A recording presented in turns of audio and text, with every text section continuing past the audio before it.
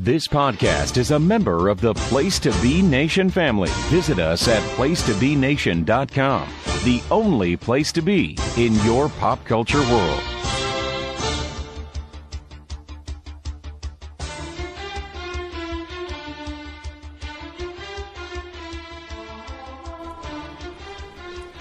Place to Be Nation. Welcome to This Week in the NFL. We got a two episodes for This Week in the NFL for the Super Bowl. So on this episode, like we talked about last week, we're gonna break down the AFC and the NFC title games that just happened on Sunday. And then coming next Tuesday or Wednesday, we're gonna do a full Super Bowl preview and potentially have a special guest on here. I've been teasing. I teased a different guest. They didn't show, but I think this guy's going to show. So we'll see. Someone who, anyone who listened to the Sports Lounge may remember. Not senior, but should be great. So as always, I'm your host, the Cowboy, joined by my co-host, Nostradamus himself. I'm Nostradamus as well. John D'Amato. How you doing, John? Well, in the words of your famous color commentator, Scott Zolak, America's worst nightmare is back. I don't know if he's talking about us every week, but yeah, well, the Patriots are back, so I don't know if that's going to scare away all the listeners of the show, especially the poor Saints fans, which we'll get into. But yep, it's the Patriots again. It's like an annual tradition. You go into the Royal Rumble the week before, and after watching your team in a Super Bowl on Super Bowl Sunday. It's a nice tradition to have, going to the NXT and the Royal Rumble. No matter what city it is, and then watching your team in the Super Bowl. It does make for a great couple of weeks, I'll tell you that. And then, actually, we're even upping it a little bit this year. Senior and I are going to Thunder Celtics at 2 o'clock on Super Bowl Sunday. Oh, my God. God. At the TD Garden. So it's going to be pandemonium, baby. Yeah, that's a nice, instead of watching that pregame show, yeah, it's a nice game. Yeah, little Russell Westbrook, little Paul George. Yep. My man Tatum. Kyrie's playing great. I know we're not talking NBA here, but we will soon, yeah. We will be soon. So, incredible week of football here. Only 2 games, obviously, the conference championship games. First time in NFL history that both conference championship games go to overtime. Controversy in both games, but end of the day, real exciting day of football that ends with the Rams and the Patriots partying like it's 2001. So it's fitting way for if this is it for Tom. I mean, I shouldn't even say it, so never mind.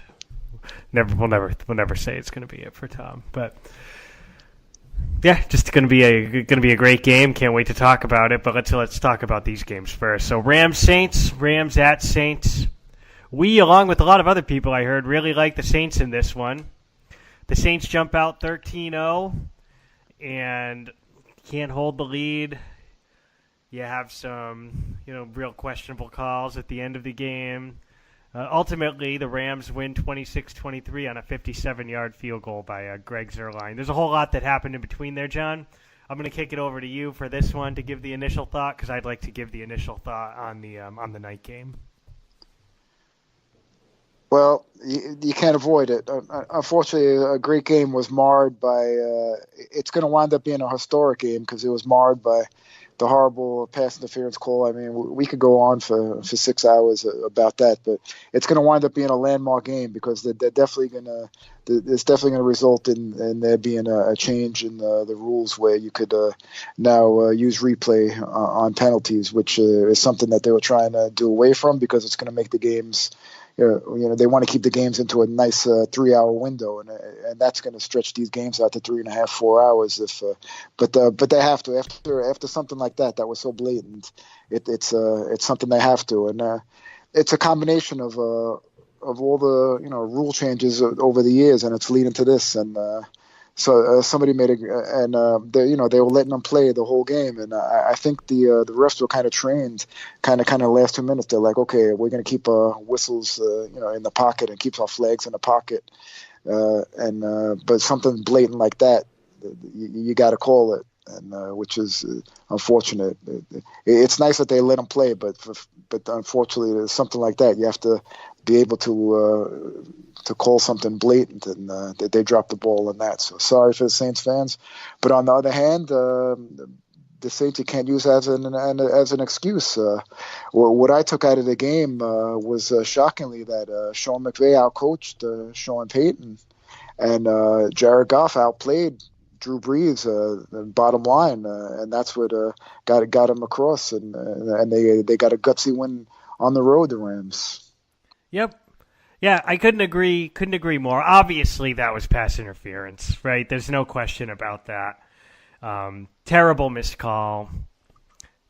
Not a whole lot more you can say. It's a missed call. But at the end of the day, the Saints were up 13-0 at home. I mean, it should have been more than 13-0, right? They settling for field goals. The Rams tried to give away this game in the first quarter, and the Saints didn't take it. And yeah, we could pat ourselves on the back as well. We called that. We knew the Saints would come out crisp this time because they came out shaky last week versus the Eagles. But this week they were ready from the jump.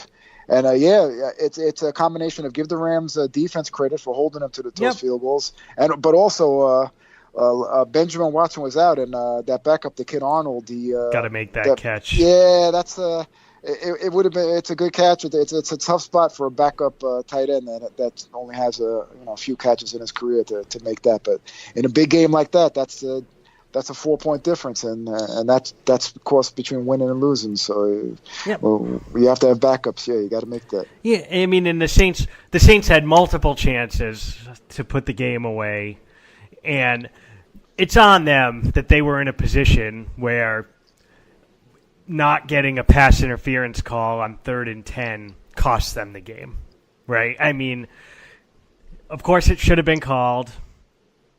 Egregious blown call.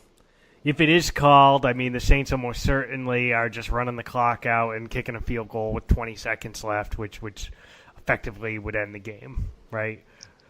But at the end of the day, like I said, I think the Rams showed a lot of heart. Goff grew up right before our eyes. I mean, I didn't know that he had that performance in him because the Saints defense played well, and Gurley obviously did absolutely nothing. He had just a terrible game for when he was in. So it was really on Goff to win the game, and he made some great throws down the stretch. I mean, particularly, remember one rolling to his right, coming back a little bit across the field to Gerald Everett on a huge play. And the Saints also won the toss. I mean, we're going to talk about the next game, and you have this uproar about whoever it's all luck. Whoever wins the toss is going to win the game. Well, they're up 13-0 at home, and they blow the lead, right? And the game ends out in overtime. And then you got Drew Brees. You're at home. You win the toss, and he throws a pick, right? I mean, the Saints had every opportunity to win this game, and I felt like, I mean, the Rams played very well. The Rams played a great game, but a lot of questionable stuff for the Saints, and they did not perform, in my opinion. The one everyone's talking about that I completely agree with was that, when they had the ball on the drive with the pass interference, when they got the first down after the long play to Ginn. Obvious running situation. You need to make the Rams burn their timeouts, and they throw an incomplete pass. It's like Peyton was getting too cute for his own good. Yeah, but I have to put. Sorry to interrupt. I have to put that one on Breeze though. Peyton caught a lot of heat from that, but that was just a simple, safe pass that Breeze made a horrible throw. Breeze threw it right to the turf. Throw. Yeah, so for Peyton, he's thinking, I got Breeze 40. Breeze makes that pass 99 times out of 100. So it was really like a run play. It was a safe pass. So Peyton took a lot of heat for that, but and that's kind of covering Breeze because he really messed that one up, and also the interception. It's got to be a little bit under. He did get hit, but on the interception, another blatant thing is Michael Thomas. I don't know what he was doing. He didn't see. He lost track of the ball he was on defense. Yeah, that usually happens to the defender. That happened to him, and he's the receiver, and he did nothing to stop the guy from intercepting a terrible play by Thomas. If he would have seen the ball, he might have been able to catch it and score. The guy fell down. Yeah, either that or in that place you got to beat a defender when it's going like that. That ball was in the air for forever for it to be turned in. It wasn't a nice play by the Johnson kid, but Thomas made a horrific play. That kind of went with the bad call. The Breeze's passes and that Thomas play really they kind of caught a break. They didn't get as much heat for that because all the emphasis was on the ref and the bad call. But they got to share the blame. I mean, Breeze's throw on the missed call was atrocious. Terrible throw. It should have been picked. All the guy had to do was turn around instead of. If Roby Coleman turns around, he picks it off easy.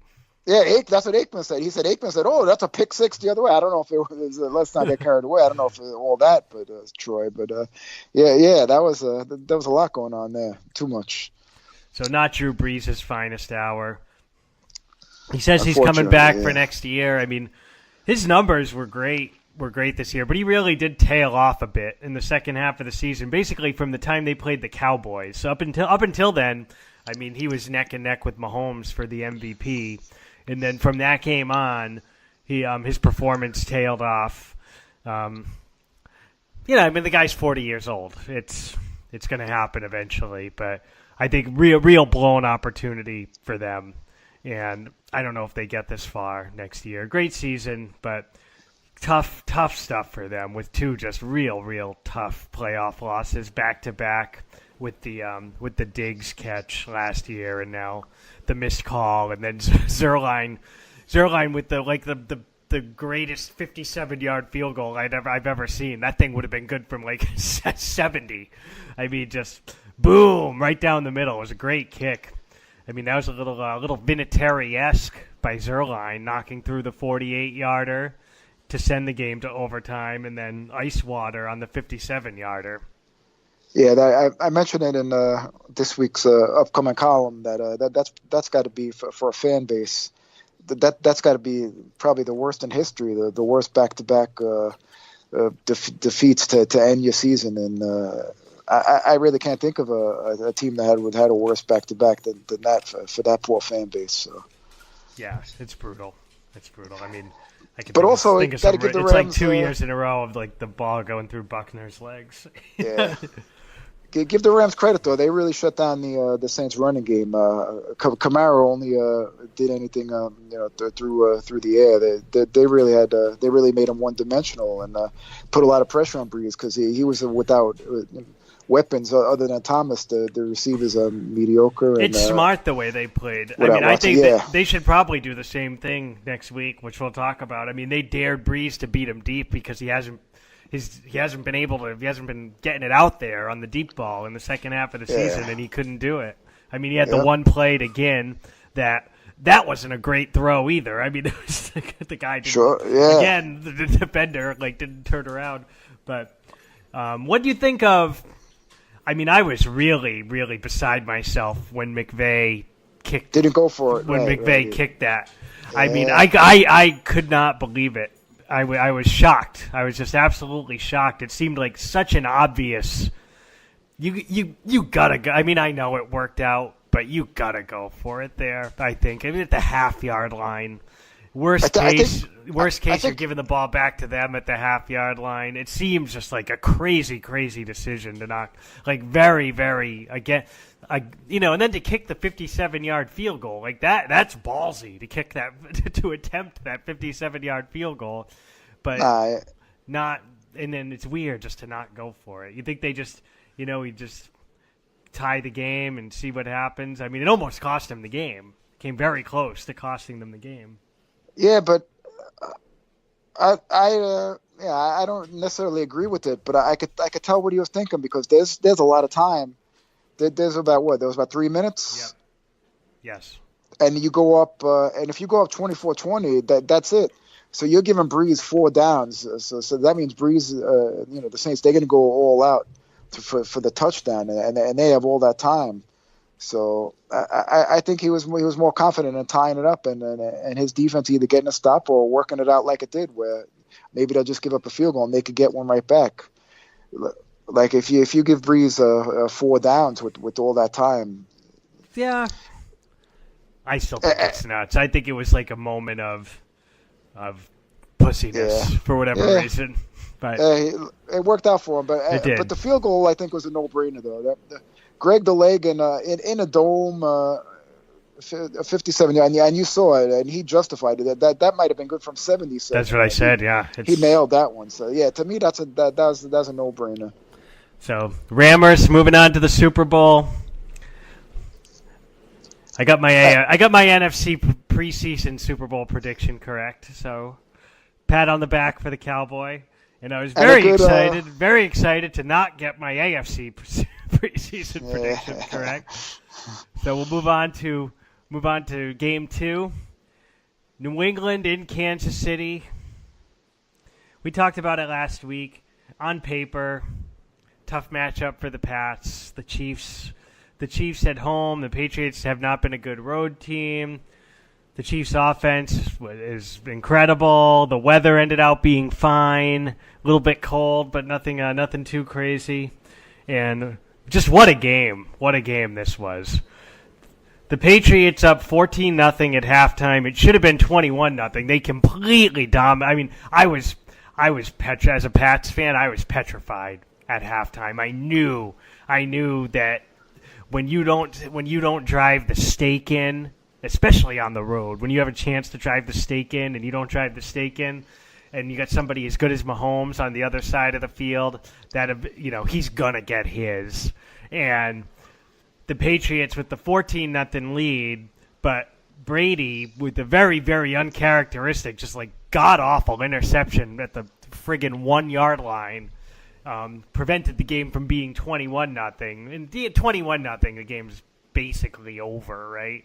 But 14-0 with Kansas City getting the ball, you knew the game wasn't over. And I was talking to I watched the game with my uncle and Ryder.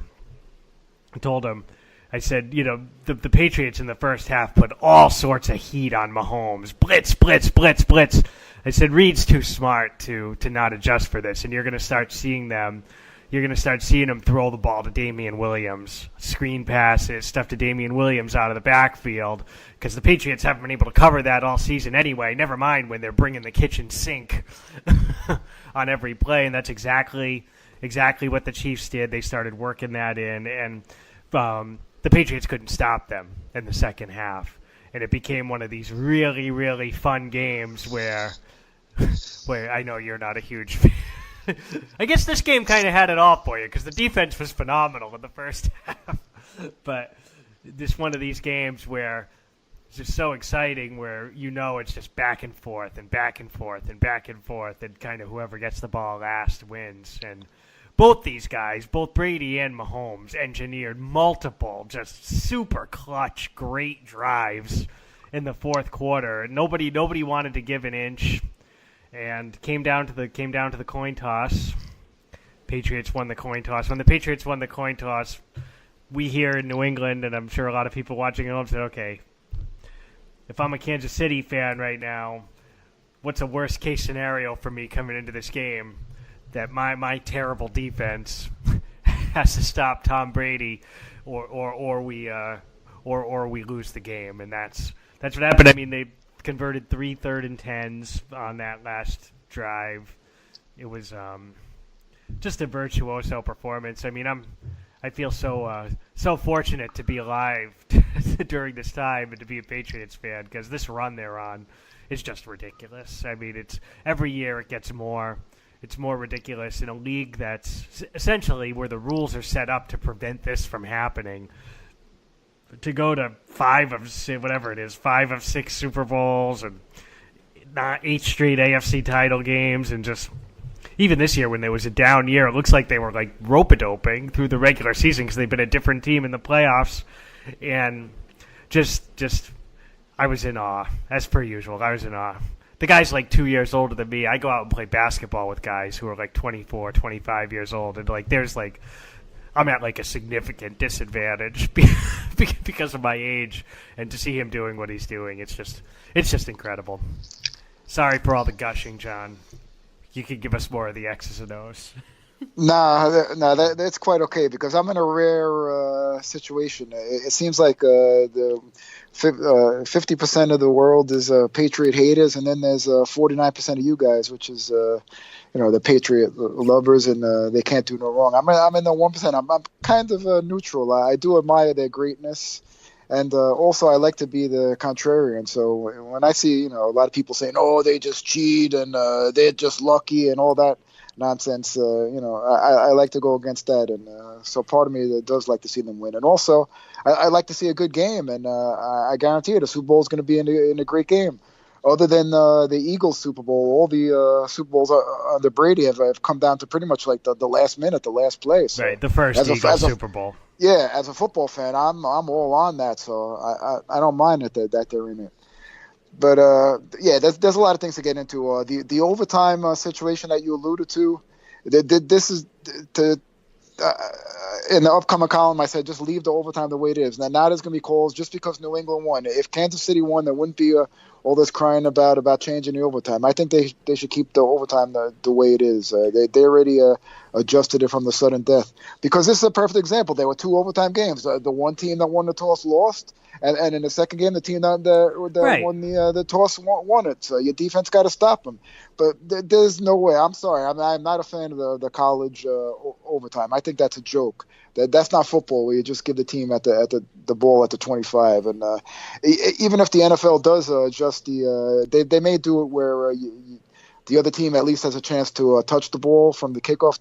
They'll never go the college route where you just give it to the 25 until it's like real 70-70. But they might adjust it though to where like if a team gets a touchdown, like in the Patriots situation, where the other team will have a chance to tie it up. I don't know if you've ever heard Belichick, what he has said, what he would like the overtime to be, and I think I think it makes sense. Just play the whole quarter. Yeah, that's what he says. He says, quarter, from my perspective, if you want to, you want it to be fair and you want it to have real strategy, you just play a quarter. You just play a quarter, and when the clock runs out, the clock runs out, and whoever wins the game wins the game. I mean, I don't see how you get more fair than that, right?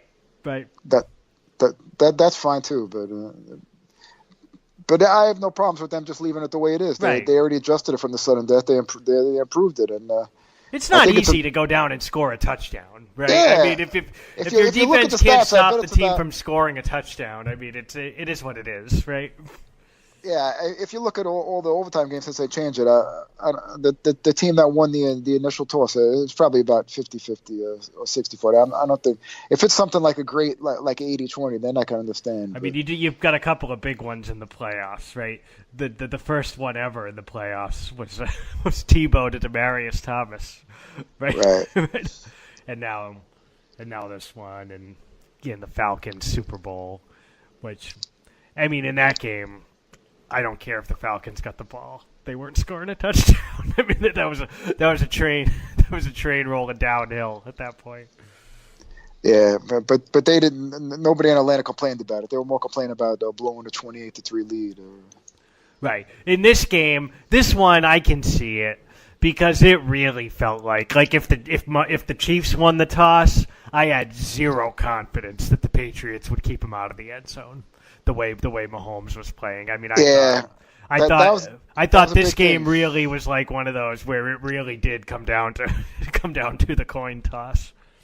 Yeah, that's why there are a lot of people complain about the overtime, because Mahomes, the golden boy, didn't get the ball, and I already see it. Mahomes is already the camera loves him. Like every time the Chiefs did something on couldn't stop him on defense. They went to like 20 shots of Mahomes on the sidelines. He's already doing the Brady thing, begging for extra roughing the passer calls, which I'm sure he'll get in the future. He's a great player. No, he deserves it, but you can see the hype machine is rolling, and he's going to get his chance. And you see the Chiefs didn't waste no time. They gave Sutton one day of reprieve, and then they fired him today on a Tuesday. And the thing was, the Chiefs' defense wasn't that bad, until the end. They've always had trouble. They had trouble stopping the run all year, but the Patriots ran all over them in the first half. But that turnover, that was a huge interception. They kept him in the game when the offense was doing shit with that turnover, and then they held the Patriots to 3 in the third quarter. And the bonehead play by D Ford. The game was over if D Ford's not offside there. They made the interception. I could see though why the Patriots came out. That roughing the passer was garbage. As a neutral observer, I got to tell you that one. That was garbage. But another thing that slid under the radar that Mahomes didn't get much heat for, that in that first half, he missed a wide open 7-0. Yeah, he missed a wide open, and then he took like a 20-yard sack and took him out of field goal range. Right, back-to-back plays. So instead of 7-0. Instead of 7-7, and then New England went right back down, bing, bang, boom, and it's 14-0. So instead of at least a 7-3, that was all on Mahomes to me in that first half. Yeah, that went under with all the excitement and his greatness in the second half. Sure, but that was an egregious play in the first half that put his team in the hole. Agreed. And I thought Reed coached a good game, but Belichick, it was another kind of masterclass by Belichick. I think we talked about this coming in, that really, in a perfect world, when you're playing a team like the Chiefs, right? Pound the rock, keep that offense off the field. And, they had the big explosion in the fourth quarter. But other than that, that's what the Patriots did. That's why they won the game. They stayed super committed to the run even when it wasn't working, and just trusted Brady to convert third downs. And that three-headed running back was real. All three guys were real effective. I kind of liked how they used Burkhead as the closer. Like I wasn't expecting that, but you kind of saw it with the Rams too. There's something to be said for these guys. Like Burkhead was injured for a lot of the year, so he's got very fresh legs. Like in C.J. Anderson, the same kind of deal, where these guys who haven't been getting the shit beat out of them all year, they get a little juice in their legs for the end of the game. The Chiefs also made a great stop on 4th and 1. That was a huge play at the time. But your Patriot Nation was they were ready to hang. They were like, "Why'd you give the ball to Burkhead?" I didn't like the play call, but it wasn't because of Burkhead. It was because of safety. It was a great play, not because of Burkhead. Just in general, it's the same thing I talked about with the Ezekiel Elliott play call the week before. So it's got nothing to do with the running back. Just pounding it up the middle on 4th down. But then, to be fair, on the next 4th and 1, I was saying it was like an inch. And I was just saying, sneak, don't run it up the middle. And they gave it to Michelle, and he walked into the end zone up the middle. But sometimes you got to give credit to that. That was a great play by Sorensen, the safety. It happens. But as far as Andy Reid goes, I only have two demerits on him. First of all, the opening, he won the toss to open the game. He should have took the ball, man. Especially establish with yourself. That offense. Yep. Yeah. You're relying on a shaky defense to off it's one good game. Come on. And number two was the challenge on the Hogan play. Man, that was close. A lot of people thought it wasn't a catch. I thought it was, but it was just at that point in the game. I'm with you though. You got to be sure. You got to be sure. That was a big timeout to lose at that time. So. But other than that, I don't get on Reed's coaching. Everybody wants to jump on the bandwagon because of his poor record. But I didn't see nothing egregious with that defense. He did the best game he could. Yeah, those halftime adjustments maybe could have made him a little sooner, I guess. But it's it's just one of those games. Great game, historically great game, I think. But also, how about can I hear somebody instead of saying Grady, Gronk, and Burkhead, I don't hear too many of your Patriot Nation praising the offensive line. 0 sacks in the playoffs. Oh, they've been phenomenal. Yeah, come on. Especially man. considering they lost Solder, right? I know he wasn't great for the Giants, but I mean, you lost Solder and then you drafted Isaiah Wynn and he didn't play it down. I mean, Brady's great at getting the ball out, and that's been really the way they've gotten it done in the playoffs. But I mean, not just the keeping Brady clean, but the way they plow in the road for the run. Thank you. Yeah. Yeah, absolutely, and their pass rush. You always talk about winning the game in the trenches. 2 games in a row. I mean, against really good offenses, the Patriots have generated a better pass rush than they have all season. I mean, they sacked Mahomes 4 times, and I mean, they were in his face the whole game. Kyle Van Noy is really stepping his game up. Yeah. Oh, he played great.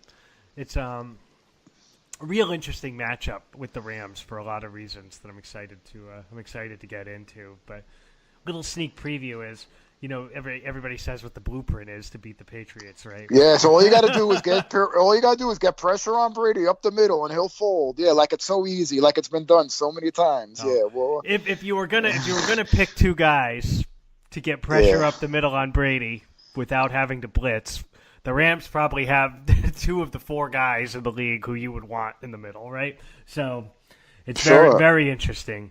And as we spoke, as we spoke last week, it was interesting. A couple days after after our last cast, it came out how Sue's contract and how all these incentives he gets for winning the playoffs. So it definitely seems like he was coasting all year, and he was waiting for his big payday. He's turning on the engines right now. He gets like a $500,000 for each playoff win, and I think another extra $1 if they win the Super Bowl. So maybe there's something to be said for it, honestly, because the Patriots, I mean, they didn't play like this all year. I mean, Brady's gone out of his way to not take hits this year.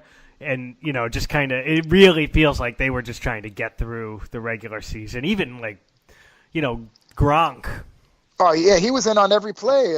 He would only play like half the game during the regular season. And plus, his blocking was phenomenal, too. He's a big part of that offensive line. Yeah, and the Rams are in a similar kind of scenario as the Pats in that they're in, like, a shit division.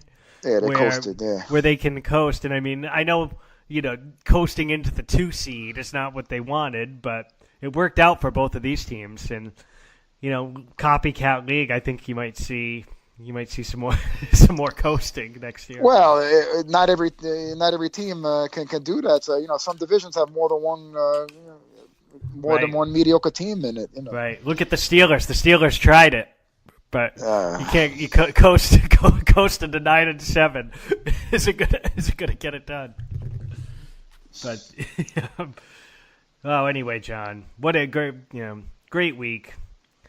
Patriots Nation, we're all fired up here, man. I got one more thing. Tony Romo praised for his prescient outlook on every play, where he called the last 7 plays. But I just got a question. When he was playing with the Cowboys, did he call those fourth quarter interceptions that he was about to throw in the huddle? Because being that he knows, what play is coming up, did he call all those fourth quarter interceptions and those fumbles ahead of time? Poor Cowboys, little Cowboy shade. Hey, he's real good in the booth. I mean, I agree. The praise has been like a little over the top this week. I was one of the guys that didn't last year. I was like, oh, everybody's blowing him a little too quick, and he had like some shaky moments. But I'm on the Tony wagon now. I can't deny him. He's real good. He's real good with Patriots. Like, it seems like he knows the Patriots offense better than he knows the Cowboys offense. Oh yeah, he called out every Gronk. This one's going to Gronk and to Edelman. Yeah. Yeah, I mean, he called real out on the Michelle run. He said, he's checking out of the sneak. He's going to put a guy in motion, and that usually means a run to the right. And boom, there it is. Yeah, I'm kind of glad I'll be watching the Super Bowl on the solo, so I can hear and enjoy his commentary instead of at a big party where you can't hear anything. So. Well, you're always more than welcome here, my friend. I appreciate it, man. We'll be seeing each other enough. It's all good. People over, but yeah. So great week. We're pumped up here. I'm looking forward to I'm going on a trip. I'm going to, as John alluded to, I'm going to Phoenix, leaving tomorrow. Today's Tuesday, leaving tomorrow, Wednesday night, for a trip to Phoenix for the Royal Rumble and for some relaxation and to get out of the 0-degree weather that we're experiencing here. So I plan on really studying the film, John. Really coming in with some hot insights next Tuesday. Yeah, we're gonna have a hot preview. Absolutely. So, hope everybody enjoyed. This is essentially a little bit of a pod blast almost from us, but hope you enjoyed the analysis. We loved the games. I'm happy that we have Mr. D'Amato as a flag waving member of Patriots Nation. Welcome We're on aboard. to Atlanta. Welcome aboard, John. We're on to Atlanta. We're on to Atlanta, baby. Okay. Senior's going to be so proud. Like I explained to my fellow Giant fans, there's no reason for us to hate the Patriots. You're right. You guys, you're the conquerors. 2-0. Yeah, we were fortunate. 2-0. You can't take it away from me. Two of the most frustrating days of my life, right there, represented. But all right. So hopefully that's not the case next Sunday for Super Bowl Sunday. Really want Tom to get that 6th ring and just extend this greatness as long as we can. And you haven't really started to hear it yet, but I think it's coming. I think I mentioned this in the chats, but I've been a huge sports fan my whole life. And see, my 2 least favorite guys, like the guys I hated the most, probably pretty easy to figure out, right? Not football players. Derek Jeter, Kobe Bryant. Hated him. Absolutely despised him. Especially Kobe. Number of reasons.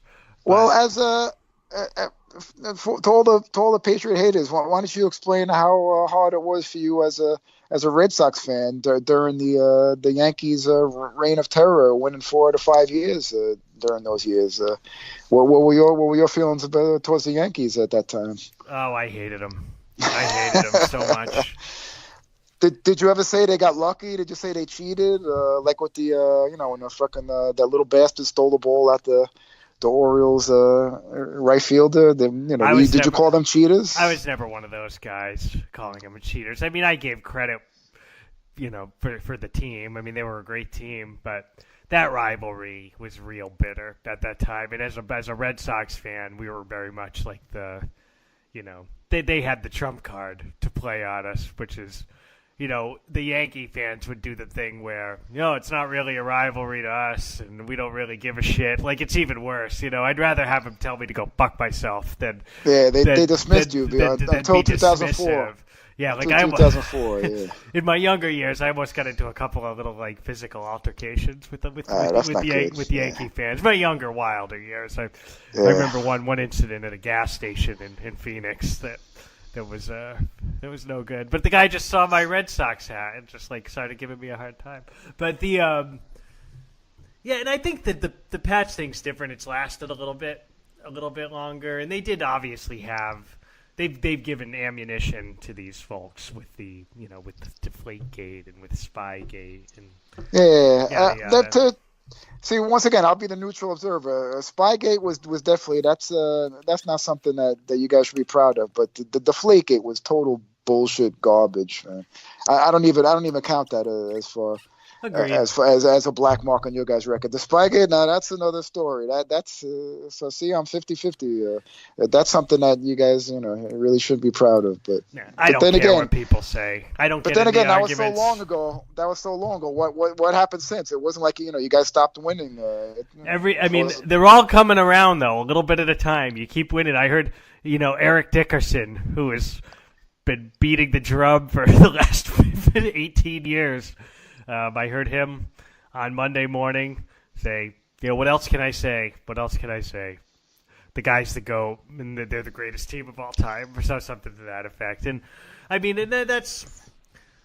I try not to get into arguments with folks. It's just there really is, you listen to the arguments, there's really nothing to argue about, right? Yeah, the one they come up with now is, Montana never lost the Super Bowl, so... if he would have gotten to more, he probably would have. Yeah, exactly. If he would have got to 11 or 9, but, there's just... any arguments are convoluted, and it's just, I mean, it's like arguments even before LeBron came around about, like, it's saying Karl Malone is a better, better player than Michael Jordan and stuff. It's just ridiculous. So I just enjoy it, but I hope that with the hate, with the full lot of the folks who hate the Patriots, the same way I hated Kobe and the same way I hated Jeter, when those guys were at the tail end.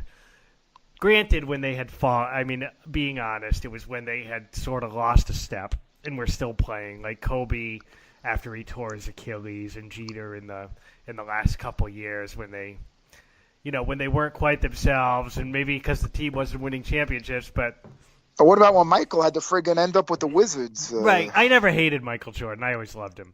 But from a hater's perspective, I really appreciated those guys. When they were on their way out, I said, Jesus, man. I hated these guys, but God, hating them made things so much more fun, and like it's like a true, you talk about true greatness. I mean, those guys are true greats, and they're not coming around again, and it's sad. It was sad that they were. It was sad that the careers were ending. It's sad I didn't get to root against them anymore, and I had the opportunity to give both of them a standing ovation, and then did that because as much as I hated them at the time. I think a little hindsight is I hated them because of how goddamn good they were, and so hopefully these folks who hate the Patriots and who have, spend, a lot of energy hating the Patriots, as Tom nears the end, there'll be maybe a glimmer of appreciation there for maybe football's not going to be quite as much fun because this great, this dynasty is going to come to an end. But I don't know. That's just my 2 cents. It'll be interesting. So you think Bill and Tom, they go out together, or Bill's gonna hang on and try to? I think it depends on when Tom wants to walk. I mean, if he's really gonna try to play another 2, 3, 4 years, then they'll go out together. I think. The thing with him at his age is that, like I mentioned, Kobe with the Achilles, like. At one point or another, if he stays out there, he's probably going to get hurt. And getting hurt at 42, 43, you're probably not coming back. Like from a real industry injury, the body's just can't take it anymore. So if he doesn't like honestly, if they win this game, nothing would make me happier than for him to retire. Like I mean, it would be a very poetic to end it with the Rams the same way you began it with the Rams. What the hell else does the guy have to accomplish? You got to beat the Buffalo Bills record of being the only team to go 4 Super Bowls in a row. You guys got to get 2 more, so you could be 5 in a row. I just don't have it. I don't want to. I don't want to live in. I don't want to see Tom Brady at that. Just hanging on, not what he was moment of his career. I'd rather see the guy go out on top. If anyone's earned it. That's just me. But I think Bill would like to try to win one without him.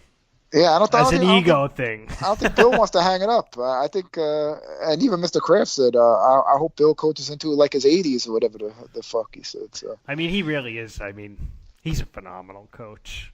Yeah, but I mean, also the I combination think of the two of them is something else. But I mean, he did go 11-5 without Brady. The one year without Brady. So I think that there's a part of Bill that would, to test himself, would like to see what he could do without Tom. Yep. Man, I gotta get a little dusty here in the studio talking about these guys. I mean, you gotta think, man. I mean, 2001, I was God, what was I? I was 22 years old, and I'm gonna be 40 this year. I mean, these guys have been, I've essentially grown up and grown into, been through a lot of stuff with these guys, always as a constant. So it's pretty crazy. Yeah. Well, a Patriots-heavy podcast. I could see the listenership going from 7 to 1.5. There were only 2 games. What are we supposed to talk about? We talk about the Bears? Bears off-season plans. I love you. I love the Bears fans. But who do you think the Chiefs are going to pick up for defensive coordinator? I've seen some Rex Ryan or rumors. Bring him in, Rex. I think that would be a good move. Rex and Andy be the Jesus. They'd be like a earthquake and typhoon. There'll be some celebratory buffet. I don't think there's enough McDonald's and Burger King in the world for that crew. Christ. All right, on that note, for Mr. D'Amato of the Cowboy, we'll see you guys in a week. What a week. All right. I'll try to come up with some Rams heavy predictions next week, but that doesn't look good, guys. Doesn't look good. All right. We out.